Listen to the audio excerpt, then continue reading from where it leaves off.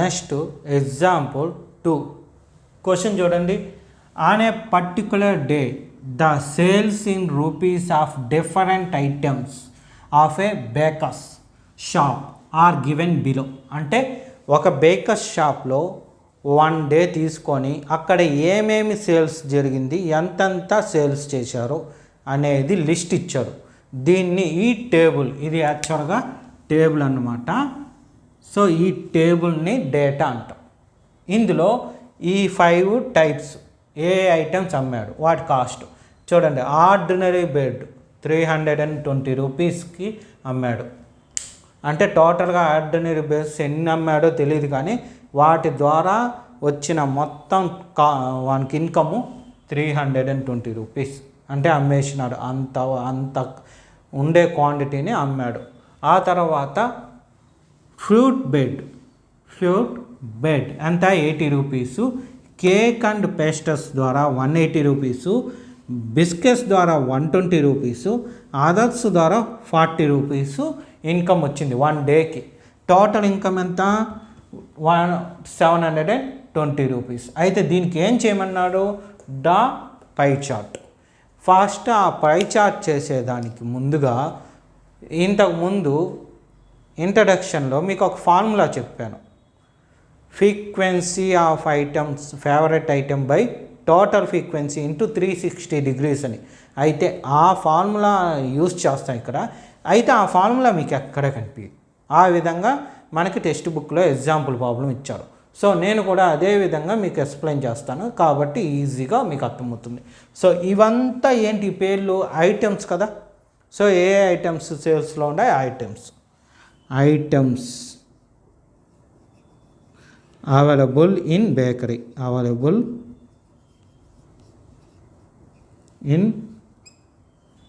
Bakery,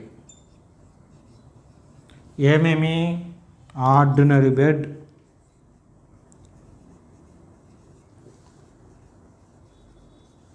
తర్వాత food bed, తర్వాత cakes and pastries, తర్వాత బిస్కెట్స్,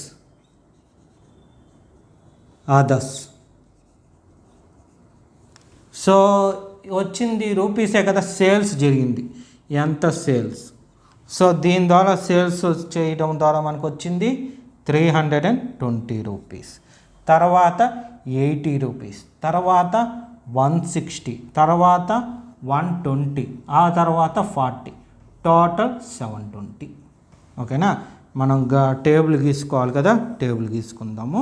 కొంచెం పెద్దదిగానే గీస్తాను, మళ్ళీ అవసరం లేదంటే తుడిపేద్దాం. సో సేల్స్ అయిపోయింది. తర్వాత ఏం చేయాలి, ఫ్యాక్షన్స్. దీన్ని ఫ్యాక్షన్ ఫామ్గా రాద్దాం. ఇన్ ఫ్యాక్షన్ ఎలా వస్తుందో చూడండి. ఇక్కడ ఎంత ఉంది, 320 బై టోటల్ ఎంత 720. ఇదే favourite frequency by total frequency. ఓకేనా. ఏం క్యాన్సిలేషన్ చూడండి, 0 0 క్యాన్సిల్. మనకి టేబుల్స్ 2 టేబుల్ వచ్చు కదా. 2 16 జారు 32, 2 3 జారు 2 6, మళ్ళీ 2తో 2 8 జారు 2 1 జారు 8, మళ్ళీ 2తో 2 4 జారు 2 9 జారు. సో 4/9 ఇది. నెక్స్ట్ దీనికి చూడండి, ఇదేమి 80/720. అన్నిటికీ బై టోటలే వేయాలి, వేరేది వేయకూడదు. 0 0 క్యాన్సిల్, 8 1 జార్ 8 9 జార్. సో ఇది వచ్చి 1/9. ఇదంతా 160/720. 0 0 క్యాన్సిల్, 2 టేబుల్తో 2 8 జారు 2 36 జార్, మళ్ళీ 2తో 2 4 జారు 4 టేబుల్లో పోతుంది చూడండి. 4 2 జారు 4 9 జార్. సో ఎంత వచ్చింది, 2/9. నెక్స్ట్ ఇది వేయాలి, కానీ మనకి ఇక్కడ ప్లేస్ సరిగ్గా లేదు కాబట్టి నేను ఇక్కడ వేస్తాను. 120 బై 720. మీకు ప్లేస్ ఉంటే కొంచెం సర్దుకొని కొంచెం పెద్ద టేబుల్గా రెడీ చేసుకోండి, ఈజీగా అర్థమవుతుంది. అంటే ఇక్కడికి గ్యాప్ ఉంది కదా, కొంచెం ఎక్కువ ఒక 2 ఫింగర్స్ కానీ గ్యాప్ తీసుకున్నారంటే మీ నోట్బుక్లో ఈజీగా సరిపోద్ది. నాకు బోర్డు కాబట్టి ప్లేస్ కొంచెం తక్కువ ఉంటుంది కాబట్టి కొంచెం ఇరికిచ్చి రాస్తాను, ఇంకేం లేదు. 0 0 క్యాన్సిల్. 12 టేబుల్తో 12 1 0 12 6 సో 1/6. సో దీని ఆన్సర్ ఎంత? 1/6. 1/6. నెక్స్ట్ ఆదర్శ్. ఎంత ఆదర్శ్? 40/720. 0 0 క్యాన్సిల్. 4 1 0 4 1 0 4 ఇంకా 3 ఉంటుంది, 32 4 8. సో 1/18. సో ఇదంతా వచ్చింది 1/18. సో ఇప్పుడేమి? Angle of sector. Angle of sector అంటే ఇక్కడ ఎంత వచ్చింది? 4/9 కదా, ఇంటూ 360. ఓకేనా? 9 టేబుల్ వస్తుంది కదా, 9 1 0 9 4 0 9 0 0 4 4 0 ఎంత? 16. ఒక 0 ఉంది కాబట్టి 160 degrees. నెక్స్ట్ ఎంత? 1/9 1/9 ఇంటూ 360. సేమ్ 1 0 40 0 1 4 0 4 పక్కన 0 ఉంది, 40 degrees. నెక్స్ట్ ఎంత? 2/9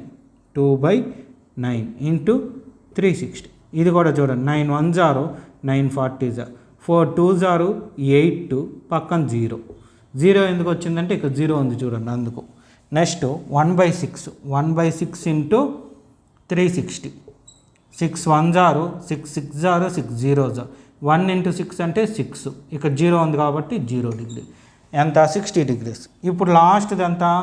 1/18 ఇంటూ 36. 18 టేబుల్ ఉంది చూడండి, 18 1 0 18 2 0 0 0. So 1 2 0 2 0 20 degrees. ఇప్పుడు ఇదంతా యాడ్ చేస్తే 360 రావాలి. ఒకసారి చెక్ చేద్దాం. 80 10 20 100 ఒక 100 వచ్చింది. 60 40 రెండో 100 వచ్చింది. ఇక్కడ 160, ఇక్కడ ఒక 200, ఇది ఒక 160, 360 సరిపోయింది. సో అయిపోయింది చూడండి, సింపుల్. మరి ఇప్పుడు మనం గ్రాఫ్ గీయాలి కదా, ఎలా గీద్దాం? ఫస్ట్ ఏం చెప్పాను? 3 సెంటీమీటర్స్ కానీ 4 సెంటీమీటర్స్ కానీ రేడియస్తో ఒక లైన్ సెగ్మెంట్ గీసాం. ఓకేనా? ఇప్పుడు దీన్ని ఇక్కడ కంపాస్తో పెట్టుకొని ఈ సైడ్ పెన్సిల్ చూడండి, కంపాస్ ఇలా ఉంటుంది మనకి. ఒక సైడు ముళ్ళులాగా ఉంటే రెండో సైడు పెన్సిల్ ఉంటుంది. సో పెన్సిల్ ఉండేది ఈ సైడు, ముళ్ళు ఉండేది ఈ సైడు పెట్టుకొని రొటేట్ చేశారంటే ఒక సర్కిల్ వస్తుంది. ఓకేనా? నాకు సరిగ్గా రాదు, చేత్తో గీశాను కదా కాబట్టి ఇంకేం లేదు. మీరు కంపాస్తో గీయండి, నీట్గా వస్తుంది. ఇప్పుడు పొట్టాట తీసుకోండి, దాని మీద ఇలా లైన్ ఉంటుంది. ఓకేనా? ఇక్కడ 0 ఉంటుంది, ఇది 180. ఈ 0 ఉండేది ఐడెంటిఫికేషన్ లైన్. ఓకేనా? ఆ ఐడెంటిఫికేషన్ ఈ లైన్ కరెక్ట్గా 0 ఉండేది కరెక్ట్గా దీని పైకి తెచ్చి పెట్టండి, అంటే ఇలా వస్తుంది ఆ కంపాస్.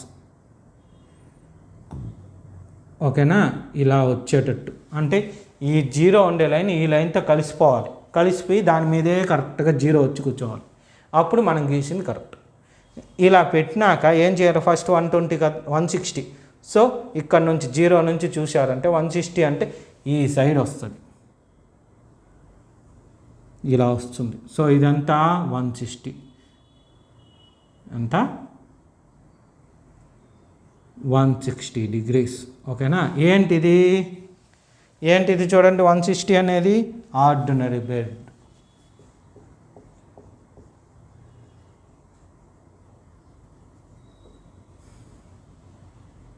ఇప్పుడు ఏం చేయాలి చూడండి, ఇలా వచ్చిన తర్వాత ఇక్కడ కదా 160 వచ్చింది, దీన్ని ఈ సర్కిల్ని అంటే బుక్ని తిప్పండి. మీరు నేనైతే తిప్పలేను, బోర్డు కదా, తిప్పని కష్టం. మీరు బుక్ కాబట్టి తిప్పేయచ్చు. తిప్పారంటే ఎలా వస్తుందంటే చూడండి, ఇలా మారుతుంది. ఇలా మార్చుకోండి, బుక్ని రొటేట్ చేసి మార్చుకున్న తర్వాత 40 ఉంది కదా, యాజ్ ఇట్ ఈస్ ఇక్కడ 160కి ఎలా అయితే పెట్టారో ఇక్కడ తెచ్చి పొట్టాటర్ పెట్టండి. పెట్టారు అంటే 40 degrees, ఇది దీనిపైకి 0 వస్తుంది. ఇక్కడ నుంచి 40 చూస్తే ఇలా కనిపిస్తుంది. సో అది 40 degrees. ఎంత? 40. సో ఇక్కడికి వస్తుంది, మీరు గీశారంటే కొంచెం అటు ఇటుగా ఇక్కడికి 40 degrees వస్తుంది. ఓకేనా? ఈ 40 degrees ఏమి? Fruit cake, fruit bed. తర్వాత మూడోది 80 degrees. ఇక్కడ ఎంత ఉంది? 80. మీరు మళ్ళీ ఇక్కడ 80, ఇక్కడ 160 అంటే 160 ఉంది తప్పు అనుకోకండి. ఇది చూడకూడదు, వాల్యూస్ చూడకూడదు, ఇవి యాంగిల్స్ చూడాలి. నేను పేరు చూసుకుంటాను అంతే. సో ఎంత? 80. మళ్ళీ దీన్ని ఏం చేస్తారు? సర్కిల్ని ఇట్ట తిప్పండి. తిప్పినప్పుడు ఏమవుతుంది? ఇక్కడికి 40 వస్తుంది. సో ఇలా వస్తుంది. ఓకేనా? ఇక్కడ 160, ఇక్కడ 40 వస్తుంది. అంటే ఈ పొట్టాట తెచ్చి దీని మీద పెడితే ఈ లైన్ పైకి ఇప్పుడు 0 రావాలి. తర్వాత ఎంత పెట్టుకోవాలి? 80 పెట్టుకోవాలి. 80 కానీ పెట్టుకుంటే 90 కన్నా కొంచెం తక్కువ వస్తుంది. ఇక్కడికి వస్తుంది 80. ఎల్ షేప్ కన్నా కొంచెం తక్కువకి వస్తుంది. సో ఇలా 80 వస్తుంది. ఈ 80 ఏంటి చూడండి? 80 ఏంటి? Cake and pastries, cakes and pastries. Next మళ్ళీ తిప్పండి. సో 80 ఇక్కడికి వచ్చేటట్టుగా తిప్పుకోవాలి. ఓకేనా? 80 ఇక్కడికి వచ్చేటట్టు తిప్పుకొని దీన్ని మళ్ళీ కాంపాస్ పెట్టారు అంటే ఎంత పెట్టాలి? ఇప్పుడు 60 పెట్టాలి. ఓకేనా? 60 పెడతాం. చూడండి,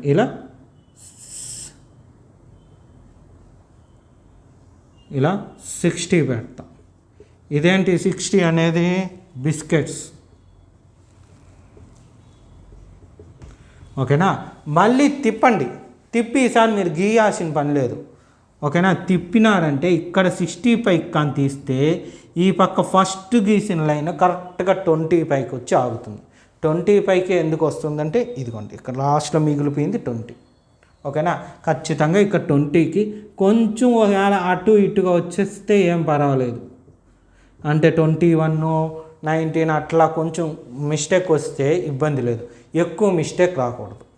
ఓకేనా? ఇలా వస్తుంది. బుక్ రొటేట్ చేసుకుంటా గీశారంటే సరిపోద్ది. లేదంటే పొట్టాటర్ రొటేట్ చేయాలి. పొట్టాటర్ రొటేట్ చేసేది మీకు కొంచెం కష్టం. మీ అన్న వాళ్ళు అయితే, అంటే 9th క్లాస్ కానీ 10th క్లాస్ అన్నోళ్ళు అయితే ఈజీగా చేసేయచ్చు, అన్నోళ్ళు అక్కోళ్ళు. కానీ మీకు ఈ పొట్టాటర్ రొటేట్ చేసి హ్యాండిల్ చేయడం కొంచెం కష్టమవుతుంది. కాబట్టి బుక్ తిప్పండి, ఏం పర్వాలేదు. ఎగ్జామ్లో అయితే పేపర్ కొంచెం రొటేట్ చేసుకోండి. ఓకే? సో ఈ విధంగా నీట్గా రాసుకోండి. ఇక్కడ మీకు ఒక విషయం గుర్తు ఏమంటే, క్వశ్చన్ ఖచ్చితంగా నోట్బుక్లో రాయండి. క్వశ్చన్ రాసి ఆన్సర్ చేస్తే ఈ క్వశ్చన్ నుండి ఆన్సర్ వచ్చింది అని మనకి ఈజీగా తెలుస్తుంది. పొరపాటున కూడా క్వశ్చన్ నెంబర్ ప్లేస్లో పేజీ నెంబర్ వేయకండి. Page number, question number. చాలామందికి ఉండే ప్రాబ్లం ఏంటంటే ఎగ్జాంపుల్ 2 పేజీ నెంబర్ అని పెడతారు. ఎందుకో తెలీదు. ఏమి? 2 కారణాలు. ఒకటి టైం వేస్ట్ అని, ఫస్ట్ కారణమే టైం వేస్ట్, క్వశ్చన్ రాయడం వల్ల అనుకుంటారు. సెకండ్ పేజీ వేస్ట్ అని కొంతమంది అనుకుంటారు. పేజీ వేస్ట్ అనుకునే వాళ్ళు చాలా తక్కువ, టైం వేస్ట్ అనుకునే వాళ్ళే ఎక్కువ. కానీ ఒకటి గుర్తుపెట్టుకోండి, టైం వేస్ట్ కాదు, పేజీను వేస్ట్ కాదు, 2 అబద్ధం. ఇక్కడ ఏమంటే మనం క్వశ్చన్ రాయకపోతే మనకి ఆ మ్యాథ్స్ సరిగ్గా రాదు. ఈ క్వశ్చన్ చదివితేనే ఆన్సర్ చేయగలం. క్వశ్చనే లేకుండా మనం ఆన్సర్ చేయగలమా? మీరు ఒకసారి ఆలోచించండి. క్వశ్చన్ మన దగ్గర లేదు, ఆన్సర్ ఎలా చేస్తాం? సో ఏదన్నా ఆన్సర్ చెప్పాలంటే దానికి క్వశ్చన్ ఉండాలి. మరి మ్యాథ్స్లో క్వశ్చన్ ఆన్సర్ రాయాలంటే ముందు క్వశ్చన్ రాయాలి. ఓకేనా? అది బాగా గుర్తుపెట్టుకోండి. ఇప్పుడు మీరు క్వశ్చన్ రాసి టేబుల్ వేసుకొని దాని కింద ఈ టేబుల్ వేసుకొని దాని కింద ఇది ఈ పై చార్టు కంపాస్తో నీట్గా గీసుకోండి. ఓకేనా? ఒకవేళ కన్ఫ్యూజ్గా ఉంటే మళ్ళీ ఇంకోసారి ఈ వీడియో వినండి ఫస్ట్ నుండి, ఫుల్ క్లారిటీ వచ్చేస్తుంది. ఓకే, రాసుకోండి. చూశారు కదా ప్రాబ్లమ్స్ ఏ విధంగా ఎక్స్ప్లెయిన్ చేయడం జరిగిందో. ఇదే విధంగా ప్రతిరోజు మీకు వీడియోస్ అప్లోడ్ చేయడం జరుగుతుంది. మీరు చేయవలసిందల్లా నా ఛానల్ని సబ్స్క్రైబ్ చేసుకోవడం, మీ ఫ్రెండ్స్ అందరికీ షేర్ చేయడం, మీరు చూసిన వీడియోని లైక్ చేయడం. Okay, thank you.